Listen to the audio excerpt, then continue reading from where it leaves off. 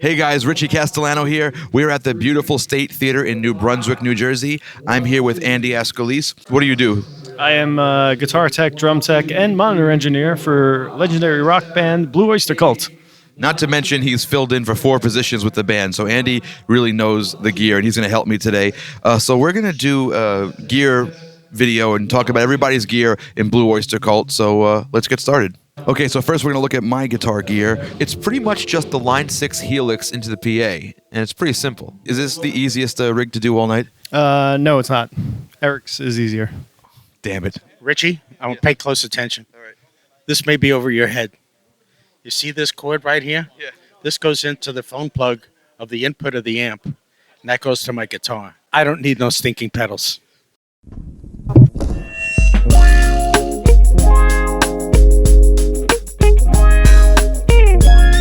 So my rig is my guitar into the Audio-Technica 4110D wireless, which is awesome. I've been using it for 12 years. Never had a problem with it. It's amazing.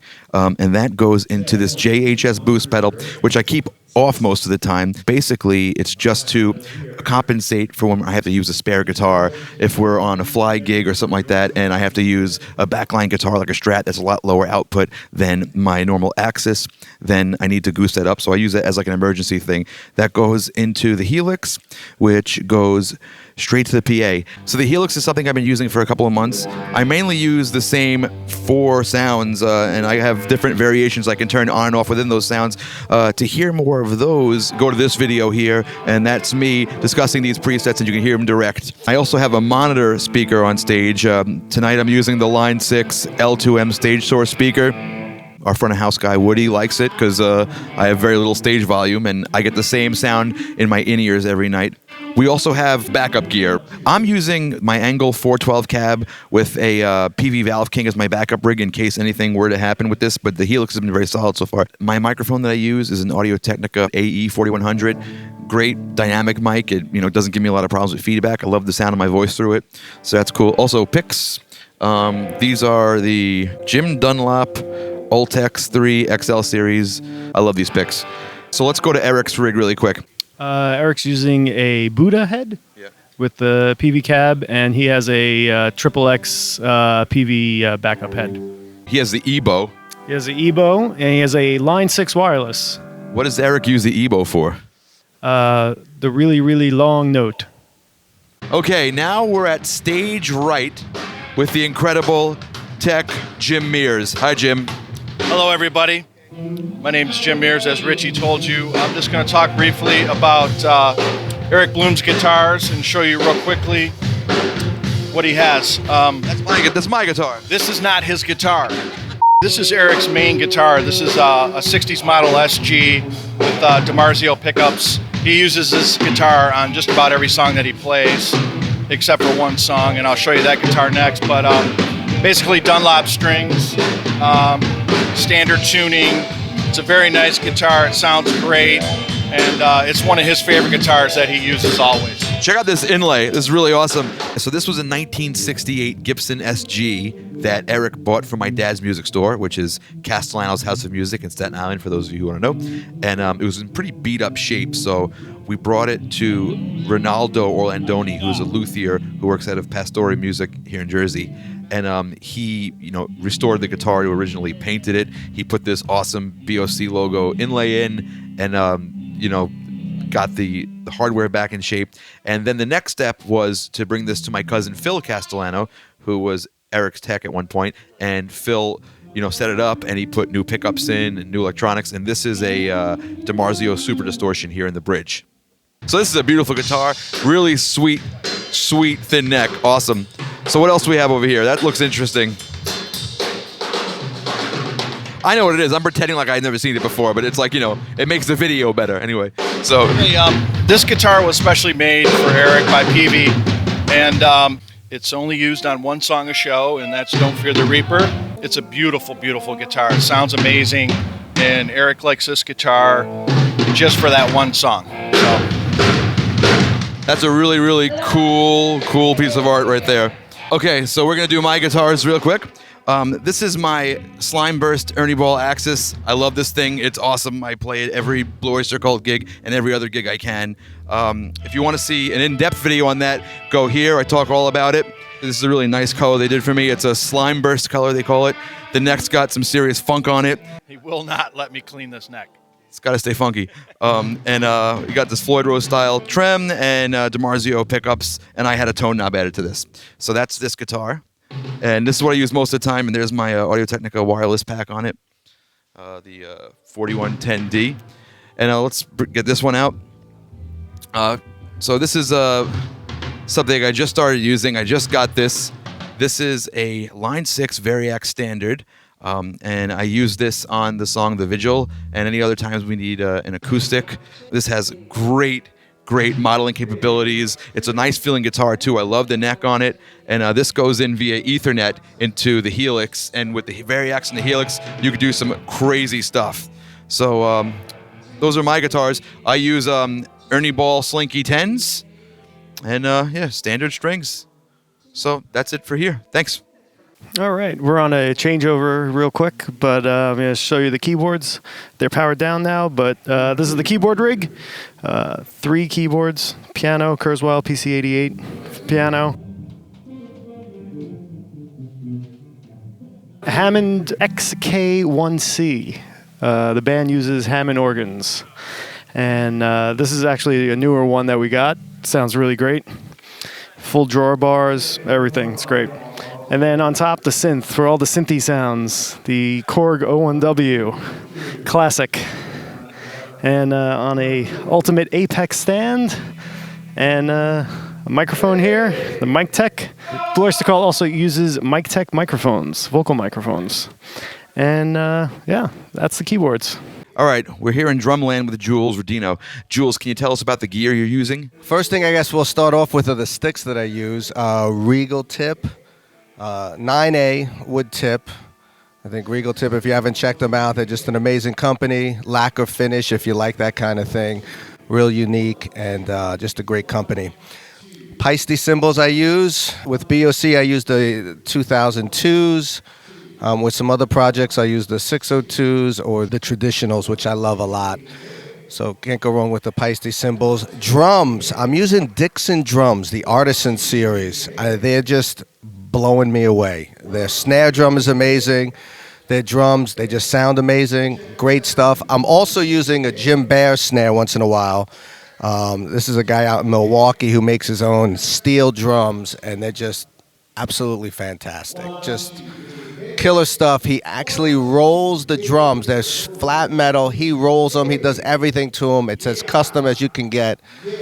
So I check those out as well. Jim Bear snares, Dixon drums and snares. And then my pedals, I'm using these Duelist pedals. Gentleman who makes them in Scotland. And for being on the road and the durability, it's just unquestioned. They're light. They're made of plastic. They've lasted me about 6 to 7 years. I haven't replaced anything on them.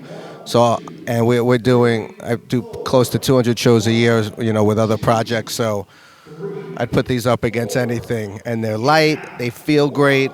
What about the sizes of everything? It depends. On this gig, I scaled down. I used to play a 24-inch kick. I'm using a 22 now, 10, 12 rack. 14, 16 floor toms. Depends on the situation. I also have a 20-inch kick with a 12-inch rack, 14-inch tom for more blues, R&B, jazz stuff. I'll even go down to an 18 kick, and then I'll also use a 24-inch kick. Depends on the situation. Cymbals, this is a 20-inch 2002. I do like a 22. Crashes, I range from 16 to 19. Hats are 14s. I do like the 15s as well, but usually 14. And my snares are 14. Jim Bear makes a 15-inch snare that I'm enamored with. It just sounds amazing. 15-inch snare by 4.5 depth, and I would check that out too. What about drum heads? And drum heads, I use Attack drum heads. Bobby Rondinelli, an old drummer with BOC, our great friend. He turned me on to them. Terry Bozzio uses them. Not as well known as Evans or Remo, but in terms of price, durability, consistency, spectacular. Attack drum heads by Universal Percussion. Okay, we're over at the bass area, and we're going to look at Kasim's gear. So what are you using, Kasim? For these shows, and for as many shows as I possibly can, I use my signature bass, which is made by Archer Guitars out of Wisconsin. I've been using these for about 8-9 years now. I designed, and I didn't personally build this, but I designed the bass. You don't have a wood shop in your garage? I do, actually, but I don't build guitars in it. I build, like, wood frames for stuff in my house. I designed the whole bass from start to finish, hardware, pickups, bridge, body design, neck, stuff like that. And the only difference between this and one that comes off the shelf is that I have a hip shot on this, which is for my drop D tune.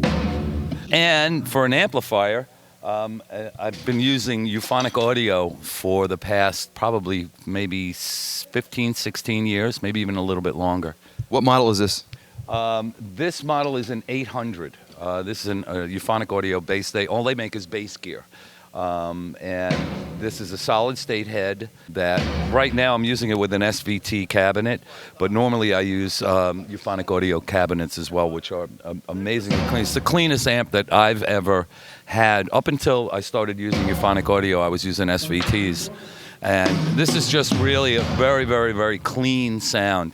EQ is subtle. It's not like no drastic EQ. I don't necessarily use contour switches, but it's an 800 watt head through an 810 bottom. I always use the passive input on it because it's just a little bit more. There's a little bit more seat of the pants stuff in that than there is than going into the active pickup. But that's my whole rig. What about the wireless? I use a Line 6. G50, Relay G50. Relay G50. Yeah, it's really good. So it's wireless, no pedals. I don't believe in pedals for bass players unless you're like Billy Sheehan or Doug Wimbish, and then pedals are okay. Billy and Doug can use pedals, but I don't use pedals. And so, yeah, that's my whole rig. Can you play a little something so they can hear it?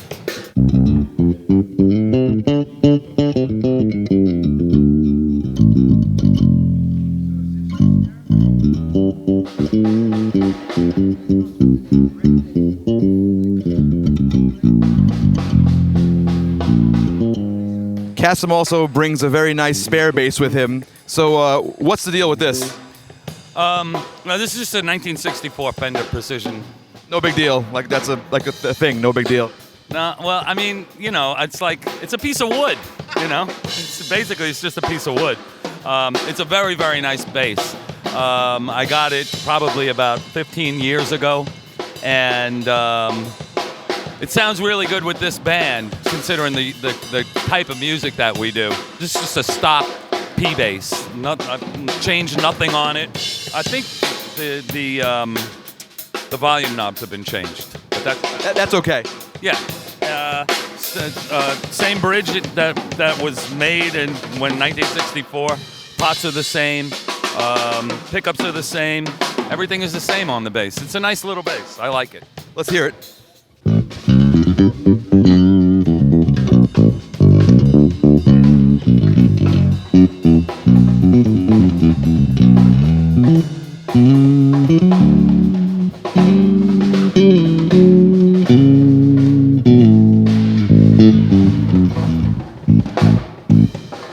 Cool. Sounds like a Fender. Yeah. Thank you very much. You're very welcome, Richie. I love you. Love you too. All right, Andy, we're back here at Dharma, Kasim Sulton Guitar World. Show us what you got. All right. First, we got the famous Steinberger Cheeseburger Swiss cheese guitar, custom made for Donald Buck Dharma Roeser, and has a trans trem on it. What does a trans trem do? Trans trem is a regular tremolo, but you could lock it in place, so you could change the key if you want it, like instead of using a capo. So when a trans trem, when you use the tremolo, it moves everything in pitch, like or relatively, right? Okay. Like using a capo. And this is a one-of-a-kind guitar, and he uses it for every show. Then his backup guitar, we got this probably a year ago. It's a Kiesel, also headless, except this doesn't have a tremolo. It's a hardtail. And it's very nice. This is Don Buck Dharma Roeser. And I'm just going to ask you, What the heck do you have going on over here? Okay, this is the cheeseburger, and it goes through a line 6 relay 50, I think, is what I'm using. It goes out to the floor pedals here. Maybe we should walk over to the floor pedals. Floor pedals first. All right, let's go. So here we are at Buck Dharma Pedalland, and tell us what you got going on here. The right side of the board is my wireless receiver. That's where the guitar signal goes to. Then I got a tuner, and a Polytune TC Electronic, Eventide power supply. From there, it goes to basically the Empress compressor first. Then I go into a JHS Superbolt, which is a Supro style pedal. Then I go through a Quinamp Hot Buttered Scotch, which is sort of a Dumble flavor. Yeah, and then it goes into an assortment of jetter pedals. You see, I've got 3 jetter pedals here. One is a 2-stage pedal, and they're all different gain stages. The Grissom is my latest addition. That's a custom pedal that Brad Jetter made for David Grissom. And the purple gain stage is sort of Marshall-y, and the GS3 is a clean boost and another Marshall-style gain section. I run these gains very conservative. I just barely crack the gain pedal, the gain control. So they're cascaded. They're all in series, and I use them in various combinations depending upon what flavor of gain I like. My basic tone through the amp is relatively clean. That's the amp with no pedal on it.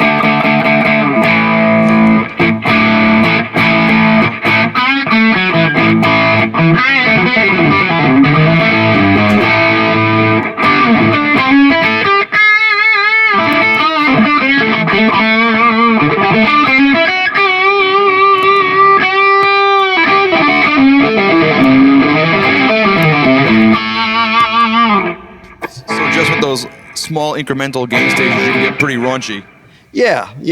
Up at the high lead levels of drive, you got a lot of these on. But I typically run 2 or 3 of them at a time, and then I can back off the volume.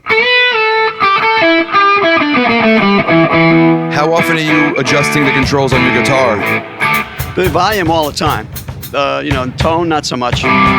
So do you spend large portions of a song like parked at like half volume or 3/4 volume? Yes, typically for the rhythm sections, I'll be at 3/4 gain, or maybe 2/3.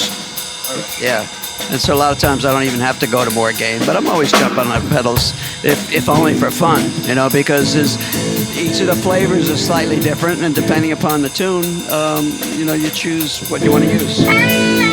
And over to the left here is my Roland MIDI board.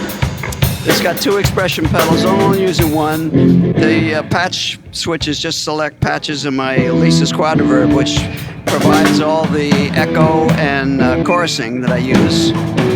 And that's patched in after the amp sound, which I'll show you when we get to the amps.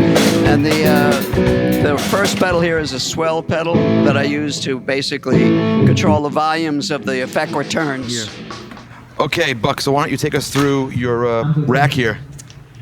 Okay, from the floorboard, goes back in a wire to the Crate Red Voodoo BV150H. And I don't know if this is made anymore, but I've been using it for a while, and I like it. This is our gear. When we use fly-out gear, we generally use Marshall 900s. But anyway, I'm in the channel 2 here, and running pretty clean, not much drive at all. So most of the distortion comes from the floor pedals. Then out of the crate, it doesn't go into a speaker. It goes into this here. It goes into this 2 notes torpedo, which is a load box and a cabinet IR. That means impulse response, which is actually a digital representation of an actual cabinet and a microphone. And in this case, the cabinet is, I'm using Angle 212 with a Neumann U87 microphone, okay?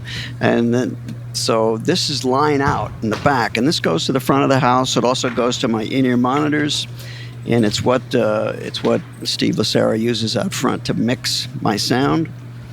And from there, there's a split that goes to the Quadriverb, which which generates my delays and choruses, and that comes back stereo in the front of the house and also in the monitors. And that's what your pedal board controls, right? Right, that's what the expression pedal on the pedal board does, is control the volume of this guy. Okay. What about that noise gate? All right, the noise gate. I think it's preamp is where it goes in the line. It goes before the amplifier, after the floor pedals, and then there's a split that comes off of this too, which goes to the power amp of this crate, which acts only as a stage monitor. You see there's no microphones on it, and it's not mic'd. It's just to add a little fill for the front of the audience and the band members. And that's pretty much the way it goes. It's a nice setup. It's very consistent because the sound coming out of the two notes is the same every night. It doesn't matter if we're indoors, outdoors, what kind of building we're in. The front of the house is always going to get the same cabinet and the same mic tone, which works really well. All right, guys, thanks for watching. Make sure you like and subscribe. See you next time.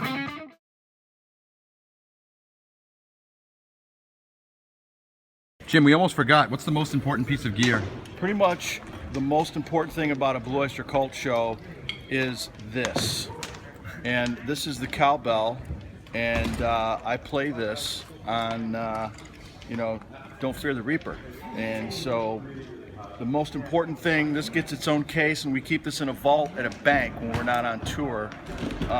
This is the very special Magic Cowbell, and this is it. And what's the model and make of that? Well, we have different ones that we used to use, but this is an LP. Depending on the humidity content. Depending on the humidity and the size of the stage and everything, but this is a standard Black Beauty LP. And, what is that? Let's see. Ridge Rider. Yeah, it's a Ridge Rider. I didn't want to give that secret up, but I don't want other people using the Ridge Rider. This is my deal. So now you all know.